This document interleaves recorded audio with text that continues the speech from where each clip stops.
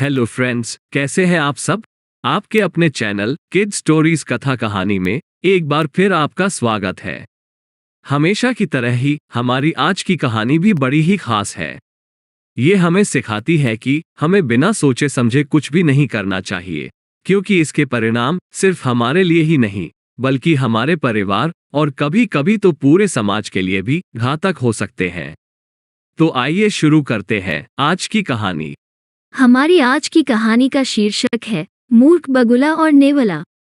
एक जंगल में एक बड़े वट वृक्ष की खोल में बहुत से बगुले रहते थे।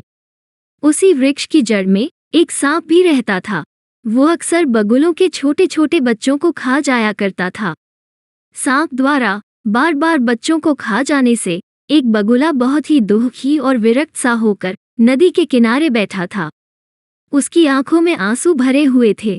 उसे इस प्रकार दुखमग्न देखकर एक केकड़े ने पानी से निकलकर उससे कहा, मामा, क्या बात है, आज रो क्यों रहे हो? बगुले ने कहा, क्या बताऊं भैया, बात यह है कि एक सांप बार बार मेरे बच्चों को खा जाता है। मुझे किसी भी प्रकार का कोई उपाय नहीं सूझता कि किस तरह इस सांप का नाश किया जाए। यदि तुम्हें कोई उपाय सूझता हो तो बताओ।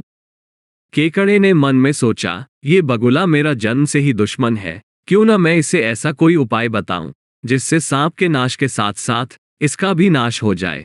फिर कुछ सोचकर वह बोला, मामा, एक काम करो, मांस के कुछ टुकड़े लेकर नेवले के बिल के सामने डाल दो।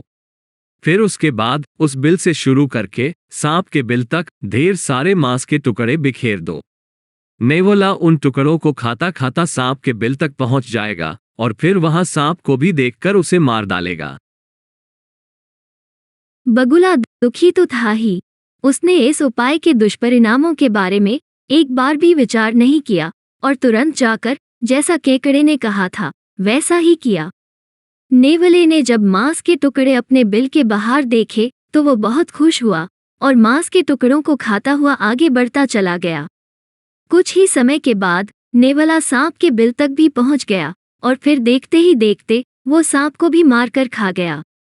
किंतु सांप को मारकर खाने के बाद उस नेवले ने उस वृक्ष पर रहने वाले सभी बगुलों को भी देख लिया, जिसका परिणाम ये हुआ कि उस नेवले ने कुछ ही समय में एक एक कर उस पेड़ पर रहने वाले सभी बगुलों को खा लिया और इस प्रकार बगुले की सिर्फ एक छोटी सी नासमझी की वजह से उसके पूरे समाज का ही नाश हो गया। तो देखा दोस्तों आपने कि किस प्रकार बगुले ने उपाय तो सोचा किंतु उसके अन्य दुष्परिणाम नहीं सोचे और इसीलिए उसकी मूर्खता का फल उसे ही नहीं बल्कि सभी बगुलों को झेलना पड़ा। बस इसीलिए कहा जाता है कि बिना सोचे समझे कोई भी काम लोगों की बातों में आकर नहीं करना चाहिए। तो दोस्तों, कैसी लगी आपको हमारी आज की कहानी? कमेंट करके जरूर बताइएगा।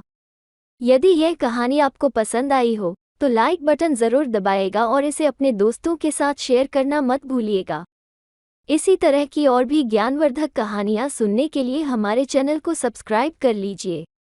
आज की इस कहानी को सुनने के लिए आप सभी का बहुत बहुत धन्यवाद। कल फिर हाजिर होंगे एक नई कहानी के साथ। तब तक के लिए आज्ञा दीजिए। नमस्कार।